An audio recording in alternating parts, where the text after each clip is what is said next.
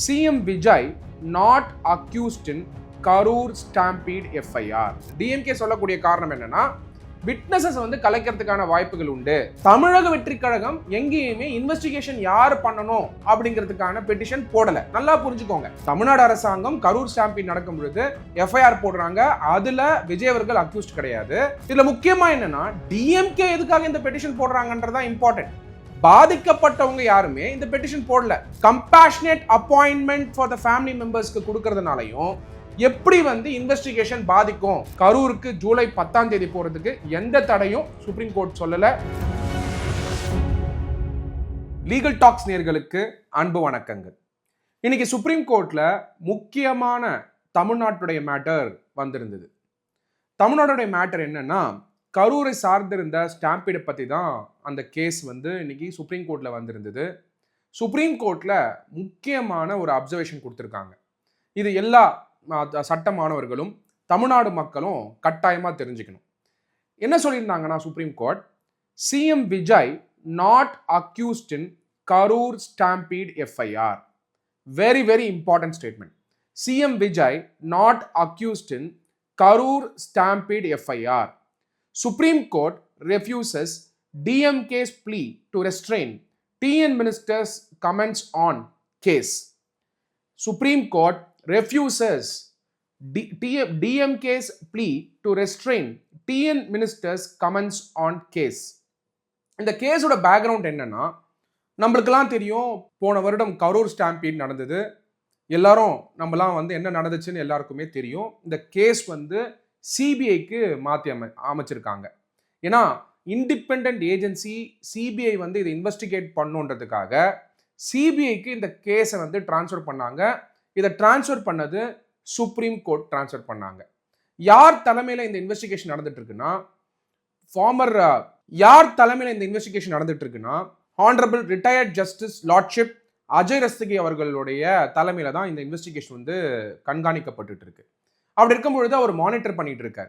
இது மானிட்டர் பண்ணிட்டு இருக்கும் பொழுது இன்வெஸ்டிகேஷன் போயிட்டு இருக்கு சிபிஐ தரப்புல.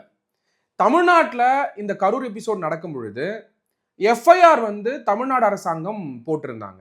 அந்த எஃப்ஐஆர்ல எங்கேயுமே நம்மளுடைய honourable chief minister of Tamil Nadu Thalapathy Vijay அவர்களுடைய பேர் வந்து அக்யூஸ்டா ஆட் பண்ணப்படலை. அதில் முக்கியமாக நீங்க புரிஞ்சுக்க வேண்டியது என்னன்னா, அக்யூஸ்டா தமிழ்நாடு அரசாங்கமே எஃப்ஐஆர் போடும் பொழுது விஜய் அவர்களை அக்யூஸ்டா ஆட் பண்ணல. அப்படி இருந்துட்டு இருக்கும் பொழுது சுப்ரீம் கோர்ட்ல வந்து ஒரு இண்டிபெண்டன்ட் இன்வெஸ்டிகேஷன் வேணும் அப்படிங்கிறதுக்காக சிபிஐக்கு இதை மாற்றி அமைக்கிறாங்க. மாற்றி அமைச்சது மட்டும் இல்லாமல் இண்டிபெண்டா இந்த இன்வெஸ்டிகேஷனை மானிட்டர் பண்ணுன்றதுக்காக court appointed retired lordship justice Ajay Rastogi அவர்கள் இதை மானிட்டர் பண்ணி இப்போ சிபிஐ இன்வெஸ்டிகேட் பண்ணிட்டு இருக்காங்க. இந்த தருணத்தில் ஆர்எஸ் பாரதி அவர்கள் ஜெனரல் செக்ரட்டரி ஆஃப் டிஎம்கே ஒரு பெட்டிஷனை சுப்ரீம் கோர்ட்ல போடுறாரு. அந்த பெட்டிஷன் இன்னைக்கு ஹியரிங்க்கு வந்திருந்தது.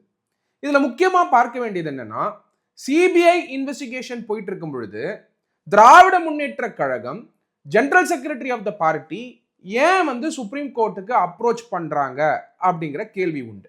ஏன்னா இன்வெஸ்டிகேஷன் சிபிஐ பண்ணிட்டு இருக்காங்க, சென்ட்ரல் பியூரோ ஆஃப் இன்வெஸ்டிகேஷன் பண்ணிட்டு இருக்காங்க, அதுவும் கோர்ட் மானிட்டர்ட் இன்வெஸ்டிகேஷன். நல்லா புரிஞ்சுக்கோங்க, கரூருடைய இன்வெஸ்டிகேஷன் ஆகப்பட்டது, கரூர் ஸ்டாம்பீட் கேஸோடைய இன்வெஸ்டிகேஷன் ஆகப்பட்டது இண்டிபெண்டா நடந்துகிட்டு இருக்கு ஜுடிஷியரியோட கண் பார்வையில். அப்படி இருக்கும் பொழுது டிஎம்கே உடைய ஜெனரல் செக்ரட்டரி ஆர்எஸ் பாரதி அவர்கள் பெட்டிஷன் போடுறாரு. என்ன பெட்டிஷன் போடுறாருன்னா, தமிழக வெற்றி கழகத்துடைய மினிஸ்டர் பப்ளிக்கா வந்து கரூர் எபிசோட பத்தி பேசுறாரு. இது பேசுறதுனால வந்து விட்னஸஸ் வந்து கலைக்கப்படுறதுக்கான வாய்ப்புகள் இருக்கு, இன்ஃப்ளூயன்ஸ் பண்றதுக்கான வாய்ப்புகள் இருக்கு அப்படிங்கிற பேசிஸ்ல சுப்ரீம் கோர்ட்ல வந்து பெட்டிஷன் போடுறாரு.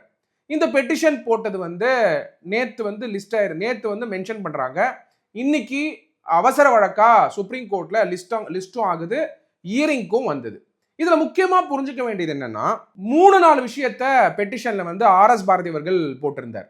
இப்ப நம்மளுடைய honourable chief minister of Tamil Nadu Thalapathy Vijay அவர்கள் ஆட்சிக்கு வந்த உடனேயே கரூர் எபிசோட்ல பாதிக்கப்பட்டவங்களுக்கு வேலை கொடுக்கணும், கவர்மெண்ட் வேலை கொடுக்கணும். As per article 12 of the constitution of India, state வந்து வேலை கொடுக்கறதுக்கான செயல்பாட honourable chief minister of Tamil Nadu Thalapathy Vijay அவர்கள் எடுக்கிறாரு. அதுல 2 விஷயம் கொடுக்கணும்னு நினைக்கிறாரு. வெல்ஃபேர் மெஷராவே கொடுக்கணும்னு நினைக்கிறாரு. அதுல எக்ஸ்கிரேஷியா அசிஸ்டன்ஸ் கொடுக்கறத எப்படியாவது டிஎம்கே தடுக்கணும் அப்படிங்கிற எண்ணம் இருக்கு. காரணம் என்ன? அவங்க சொல்லக்கூடிய காரணம், டிஎம்கே சொல்லக்கூடிய காரணம் என்னன்னா, விட்னஸஸ் வந்து கலைக்கிறதுக்கான வாய்ப்புகள் உண்டு அப்படின்னு டைரக்டா சுப்ரீம் கோர்ட்ல போயிட்டு பெட்டிஷன் போட்டு சிபிஐ இன்வெஸ்டிகேஷன்ல வந்து சிபிஐ வந்து ரெஸ்ட்ரிக்ஷன் தெரிவிக்கணும் இதுக்கு அப்படின்னு சொல்லியிருக்காங்க. அது மட்டும் இல்லாம அதுல அடிஷனல் பாயிண்ட் என்ன போட்டிருந்தாங்கன்னா, ஆனரபிள் மினிஸ்டர் ஆதவர்ஜுனா அவர்களுடைய ஸ்டேட்மெண்ட் வந்து விட்னஸஸை வந்து கலைக்கிற மாதிரி இருக்கு அப்படிங்கிற ஸ்டேட்மெண்ட் வந்து ஆதவர்ஜுனா அவர்கள் பேசினாரு ஜூலை 2ஆம் தேதின்னு சொல்லி அந்த ஸ்டேட்மெண்ட் மேலேயும் ரெஸ்ட்ரெயின்ட் பண்ணணும் அப்படின்னு சொல்லி 2வது கோரிக்கை வச்சிருந்தாங்க. இதை தாண்டி அந்த பெட்டிஷன் என்ன சொல்லியிருந்தாங்கன்னா, honourable chief minister of Tamil Nadu Thalapathy Vijay அவர்கள் போன வருடம் யாரெல்லாம் பாதிக்கப்பட்டாங்களோ அவங்கள கூப்பிட்டு வந்து 20 லட்சம் ரூபாய் கொடுத்திருந்தாரு. அது மட்டும் இல்லாம 2 லட்சம் ரூபாய் வந்து யாரெல்லாம் இன்ஜூர் ஆயிருந்தாங்களோ விக்டிம்ஸ் அக்டோபர் 2025ல கொடுத்தாரு அப்படிங்கிறதையும் பதிவு பண்ணியிருக்காங்க. அது கொடுத்தாருன்னு சொல்லும் பொழுது கிரிமினல் கேசஸ் பெண்டிங் இருக்கும் பொழுது கொடுத்தாரு. நல்லா புரிஞ்சுக்கோங்க, அவரு கொடுக்கக்கூடிய டைம் ஆகப்பட்டது சுப்ரீம் கோர்ட்ல சிபிஐ இன்வெஸ்டிகேஷன் ஆர்டர் பண்றாங்க. தமிழக வெற்றி கழகம் எங்கேயுமே இன்வெஸ்டிகேஷன் யார் பண்ணணும் அப்படிங்கிறதுக்கான பெட்டிஷன் போடல. நல்லா புரிஞ்சுக்கோங்க, இந்த கேஸோட பேக்ரவுண்ட் ரொம்ப ரொம்ப important. Honourable chief minister of Tamil Nadu Thalapathy Vijay அவர்கள் அப்போ அவரா போய் எந்த பெட்டிஷன் போடல, தமிழக வெற்றி கழகமும் கோர்ட்ல பெட்டிஷன் எங்கேயுமே போடல. தமிழ்நாடு அரசாங்கத்திலிருந்து இந்த இன்வெஸ்டிகேஷன் ஆகப்பட்டது சிபிஐக்கு போகணும்னு விஜய் அவர்களோ இல்ல கட்சியை சார்ந்தவங்களோ இல்ல கட்சியோ எங்கேயுமே பெட்டிஷன் போடல. அப்போ தமிழ்நாடு அரசாங்கம் எஃப்ஐஆர் ஃபைல் பண்ணும் பொழுது விஜய் அவர்களுடைய பெயர் இல்ல, மற்றவங்களுடைய பெயர் இருந்தது. இந்த எஃப்ஐஆர் ஆகப்பட்டது சிபிஐக்கு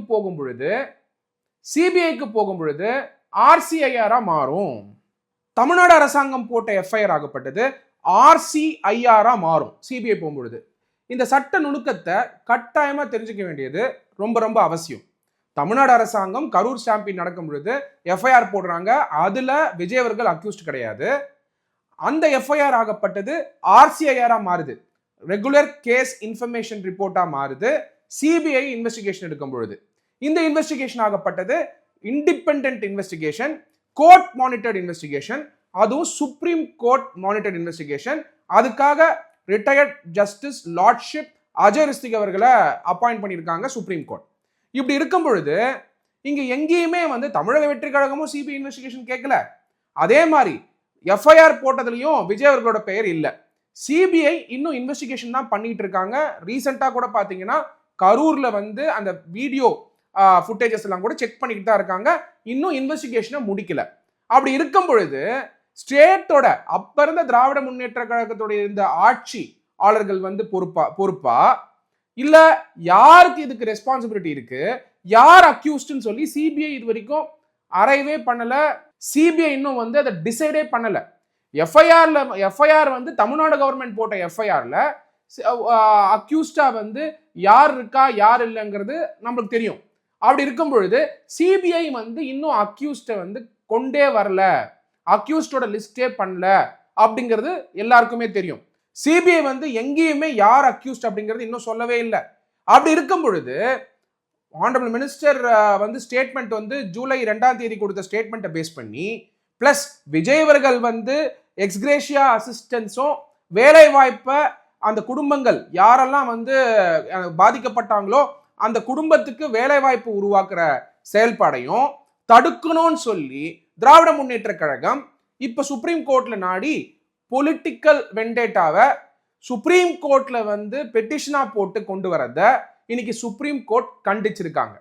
இதுல முக்கியமா பார்க்க வேண்டியது என்னன்னா, அவங்களுடைய ஆர்குமெண்ட் என்னவா இருந்தது, அதாவது டிஎம்கே உடைய ஜெனரல் செக்ரட்டரி ஆர்.எஸ். பாரதி அவர்கள் போட்ட பெட்டிஷன் மேல அவருடைய வழக்கறிஞர் கொடுத்த ஆர்குமெண்ட் என்னன்னா, it argued that taken together with the proposed distribution of government benefits after assuming office and public statements made by an accused minister, these developments warranted judicial safeguards to preserve the integrity of the investigation அப்படின்னு சொல்லி first point வைக்கிறாங்க.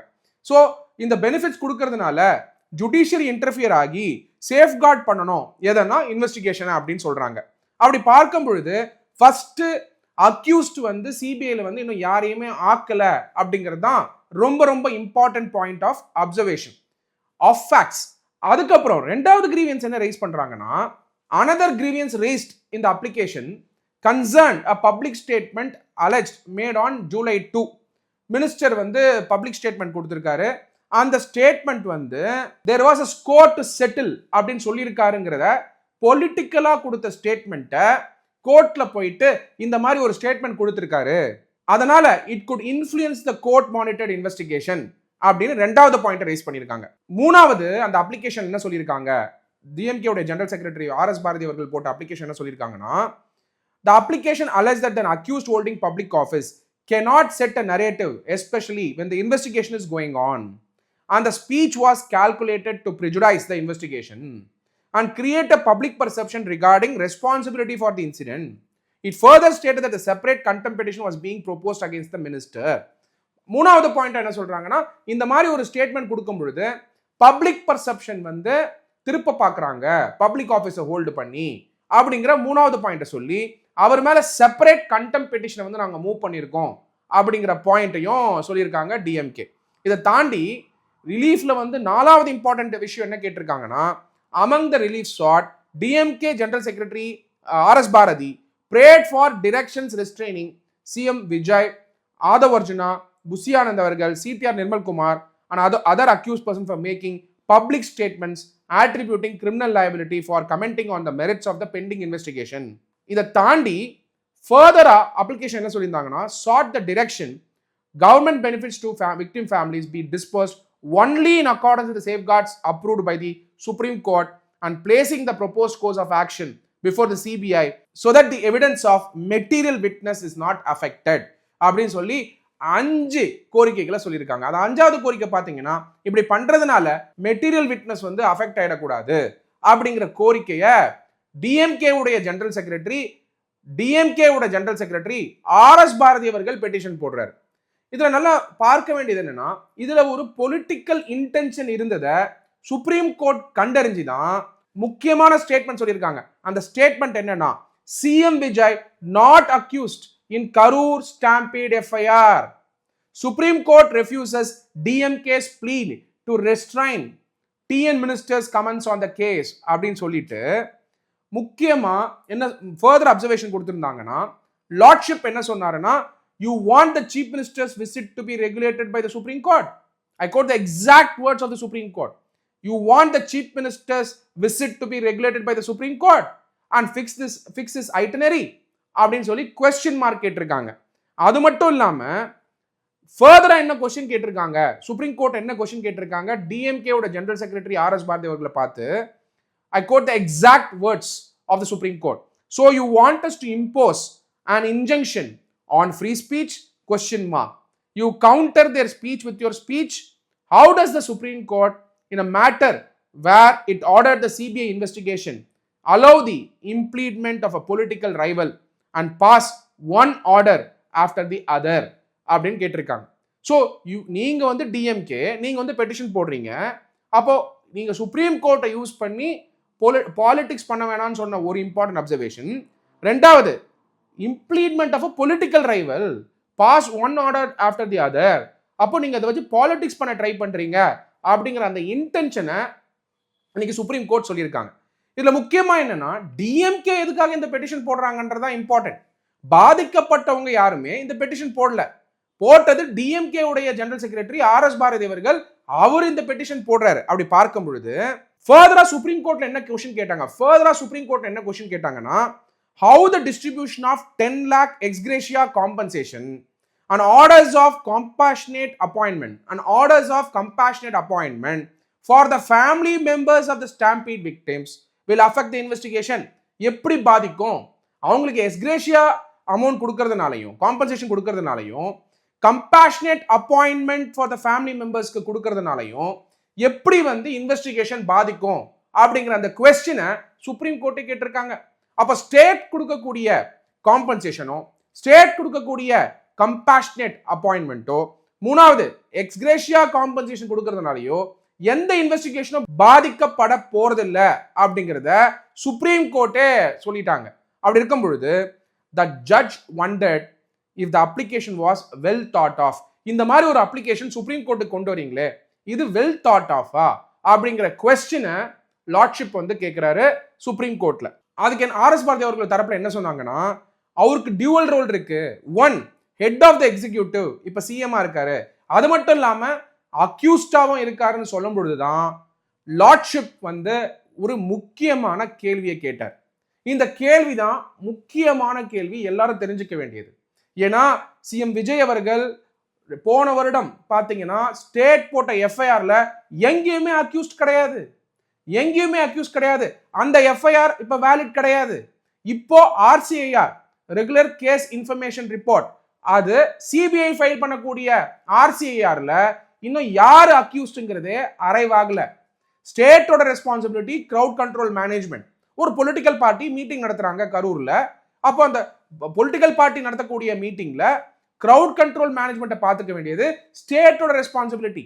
அப்போ இன்னும் CBI வந்து ஸ்டேட்டோட பொறுப்பா, இல்ல யாரு வந்து இதுக்கு ரெஸ்பான்சிபிள், யார் வந்து அக்யூஸ்ட்ங்கிறதே இன்னும் இன்வெஸ்டிகேஷன் முடிக்காத தருணத்துல ஆர்எஸ் பாரதி அவர்கள் இந்த அப்ளிகேஷனை போட்டு இதுல அக்யூஸ்ட் வந்து சிஎம் விஜய் அவர்களா இருக்கலாம் அப்படிங்கிற பொலிட்டிக்கல் வெண்டேட்டாக்காக டிஎம்கே உடைய ஜெனரல் செக்ரட்டரி சுப்ரீம் கோர்ட்ல போயிட்டு சுப்ரீம் கோர்ட்ல அப்ளிகேஷன் போடும் பொழுது சுப்ரீம் கோர்ட் என்ன கொஸ்டின் கேட்டிருக்காங்க அப்படிங்கிறது தான் ரொம்ப ரொம்ப இம்பார்ட்டன்ட். என்ன கேட்டாங்கன்னா, லார்ட்ஷிப் கரெக்ட் பண்ணி ஆர்எஸ் பாரதி அவர்களுடைய கவுன்சிலை கரெக்ட் பண்ணி saying that Vijay has not been named as an accused in the FIR. State நீங்க போட்ட எஃப்ஐஆர்லயே விஜய் அவர்களை எங்கேயுமே அக்யூஸ் ஆக்கல. நீங்களே அக்யூஸ் ஆக்காத பொழுது இன்டைரக்டா இந்த அப்ளிகேஷன் போட்டு அக்யூஸ்ட் அப்படிங்கிற சார்ஜை கொண்டு வர முயற்சி எடுக்கிறீங்க அப்படிங்கறத தான் வெளிப்படுத்தி இருக்காங்க சுப்ரீம் கோர்ட். அது மட்டும் இல்லாம I quote the exact words of the supreme court. Lordship என்ன கேட்டாருன்னா, I quote the exact words. Who is the accuse number 1? Even your application under FIR registered by the previous government, அதாவது DMK government, don't refer to the present chief minister as an accused. நீங்களே ஒரு accused arrive பண்ணல. Please check up with your facts, I may be wrong அப்படின்னு சொல்லும் பொழுது ரொம்ப ரொம்ப important point. முன்னாடி கவர்மெண்ட், ப்ரீவியஸ் கவர்மெண்ட் விஜய் அவர்களை எங்கேயுமே அக்யூஸ்ட் ஆக்கல. இன்னும் சிபிஐலையும் அக்யூஸ் கிடையாது, சிபிஐல அக்யூஸ் லிஸ்டும் வரல. அப்படி இருக்கும் பொழுது எப்படி ஒருத்தரை நீங்க அதுவும் சிஎம் அக்யூஸ்னு சொல்ல முடியும் அப்படின்னு சொல்லிட்டு செக் பண்ணுங்க உங்க ஃபேக்ட்ஸ் சொல்லும் பொழுதுதான் முக்கியமா பார்க்க வேண்டிய ஒரு லா பாயிண்ட் வந்து இதுல எமர்ஜ் ஆகுது.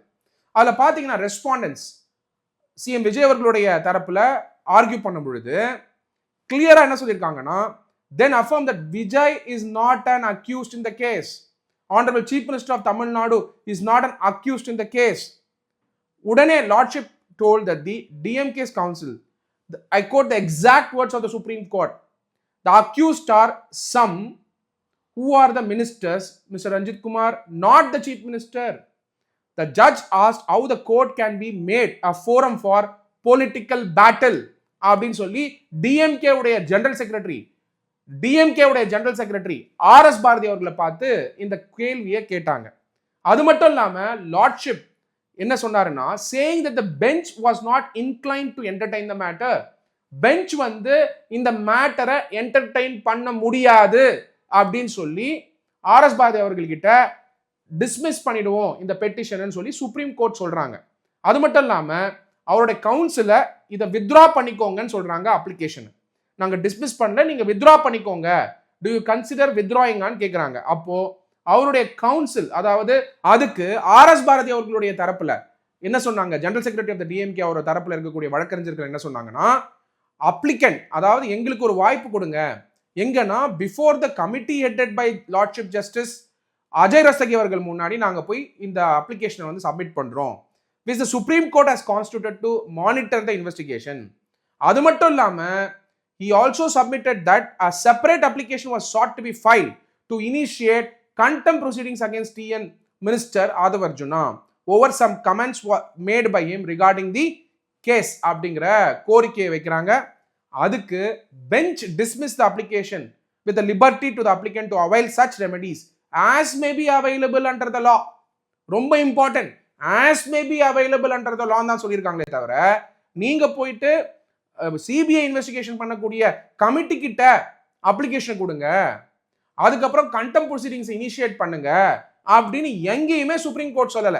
ஏன்னா இன்னைக்கு டிஎம்கே உடைய வழக்கறிஞர்கள் வெளில வந்து என்ன சொல்றாங்கன்னா, சுப்ரீம் கோர்ட்ல அப்சர்வேஷன் வந்துருச்சு, கண்டெம்ட் ப்ரொசீடிங்ஸ் இனிஷியேட் பண்ணுங்க, இல்ல committee headed by lordship justice Ajay Rastogi அவர்கள் முன்னாடி போயிட்டு இதை சப்மிட் பண்ணுங்கன்னு சொன்னாங்கன்னு சொல்லிட்டு ஒரு மிஸ்இன்ஃபர்மேஷனை கொடுத்துக்கிட்டு இருக்காங்க. ஆனால் சுப்ரீம் கோர்ட் சொன்ன அந்த எக்ஸாக்ட் வேர்ட்ஸ் என்ன அப்படிங்கிறது தான் ரொம்ப இம்பார்ட்டன்டான வேர்ட், ரொம்ப இம்பார்ட்டன்டான பாயிண்ட்.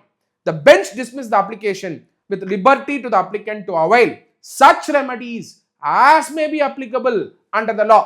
என்ன ரெமெடி வந்து லால இருக்கோ அந்த ரெமெடியை சீக் பண்ணுங்க. எங்கேயுமே committee headed by lordship Ajay Rastogi அவர்கள் முன்னாடியோ இல்ல கண்டெம்ட் ப்ரொசீடிங்ஸ் இனிஷியேட் பண்ணணும்னு சொல்லியோ எங்கேயுமே சொல்லல. அதனால டிஎம்கே கொடுக்கக்கூடிய பத்திரிகை செய்திகள் ஒரு மிஸ்இன்ஃபர்மேஷனாகவும் ஃபேக்சுவலாகவும் இல்லை.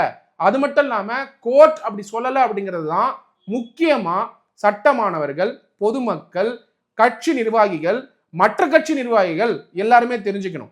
ஏன்னா ஜுடிஷியரியுடைய அப்சர்வேஷன்ஸை யாருமே அரசியலுக்காக பயன்படுத்தக்கூடாதுங்கிறத கட்டாயமா எல்லாரும் தெரிஞ்சுக்கணும். அதனால ஜுடிஷியரியில வந்த அப்சர்வேஷனை கிளியரா புரிஞ்சுக்க வேண்டியது ஒருத்தருடைய responsibility.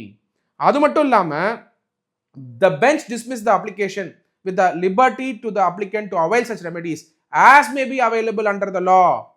I quote the exact words. Heard Mr. Ranjit Kumar for applicant. He seeks to withdraw this application to pursue such other remedies as may be applicable to applicant. Dismissed as withdrawn on the above terms. The bench observed in the order. அதனால இன்னைக்கு திமுகக்கு மிகப்பெரிய தோல்வி supreme கோர்ட்ல வந்திருக்கு. காரணம் அப்ளிகேஷனை தேவையில்லாம போயிட்டு சுப்ரீம் கோர்ட்ல போட்டு இந்த அப்ளிகேஷன் மேல இப்போ ஒரு அப்சர்வேஷன் வந்திருக்கு. இந்த அப்சர்வேஷன் ஆகப்பட்டது ரொம்ப ரொம்ப இம்பார்ட்டன்ட் அப்சர்வேஷன். சட்டமானவர்கள் தெரிஞ்சுக்க வேண்டியது ரொம்ப ரொம்ப இம்பார்ட்டன்ட். ஏன்னா பாயிண்ட் நம்பர் 1, விஜய் அவர்கள் ஸ்டேட் கவர்மெண்ட் வந்து சிபிஐக்கு கேஸ் டிரான்ஸ்ஃபர் பண்றதுக்கு முன்னாடி போட்ட கேஸ்ல விஜய் அவர்கள் அக்யூஸ்டே இல்ல. ரெண்டாவது, இந்த கேஸ் சிபிஐக்கு டிரான்ஸ்ஃபர் பண்ணதுக்கு அப்புறம் சுப்ரீம் கோர்ட் வந்து இண்டிபெண்டா இன்வெஸ்டிகேஷனை வந்து கண்காணிக்கிறதுக்காகவும் மானிட்டர் பண்றதுக்காகவும் லார்ட்ஷிப் ஜஸ்டிஸ் அஜய் ரஸ்தகி அவர்களை அப்பாயிண்ட் பண்ணியிருக்காங்க. ரிட்டையர்ட் லார்ட்ஷிப் ஜஸ்டிஸ் அஜய் ரஸ்தகி அவர்களை அப்பாயிண்ட் பண்ணியிருக்காங்க. அவர் வந்து இதை மானிட்டர் பண்ணிட்டு இருக்காரு. அப்படி இருக்கும் பொழுது இந்த பெட்டிஷனை டைரக்டா போய் சுப்ரீம் கோர்ட்ல போட்டது மட்டும் இல்லாம கரூர் எபிசோட்ல பாதிக்கப்பட்ட விக்டிம்ஸ்க்கு வேலை சிஎம் கொடுக்க கூடாது அப்படிங்கிற இன்டென்ஷனும் டிஎம்கேக்கு இருந்ததை நம்ம இதனால புரிஞ்சுக்க முடியுது. எப்படியாவது வேலை வந்து கொடுக்கக்கூடிய வேலை, சிஎம் கொடுக்கக்கூடிய வேலை, சிஎம் விஜய் அவர்கள் கொடுக்கக்கூடிய கரூர்ல பாதிக்கப்பட்டவங்களுக்கு கொடுக்கக்கூடிய வேலையை எப்படியாவது தடுக்கணும் அப்படிங்கிறதுக்காக தான் ஆர்எஸ் பாரதி அவர்கள் general secretary of the DMK supreme கோர்ட்ல போயிட்டு பெட்டிஷன் போட்டிருக்காரு.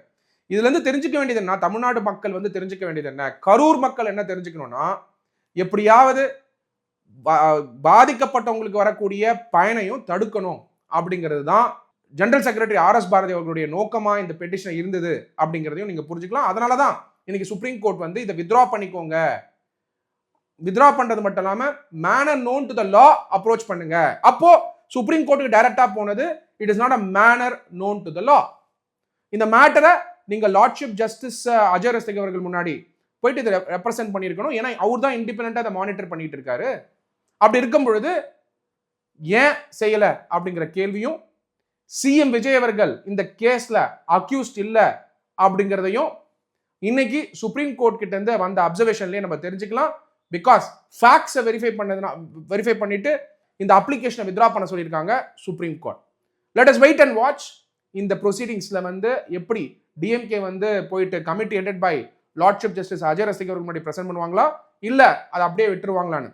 இப்போ நம்மளுடைய honourable chief minister of Tamil Nadu Thalapathy Vijay அவர்கள் கரூருக்கு ஜூலை 10 போறதுக்கு எந்த தடையும் சுப்ரீம் கோர்ட் சொல்லல. அது மட்டும் இல்லாம பொலிட்டிக்கல் வெண்டேட்டாஸை கோர்ட்டுக்கு கொண்டு வராதீங்க அப்படிங்கிறது தான் முக்கியமான observation by the supreme court. என்னைக்குமே ஜுடிஷியரியில நீதி வெல்லும். Justice will win. இந்த கேஸ்லயும் justice has won. Signing off, advocate doctor M Sathyakumar. நன்றி.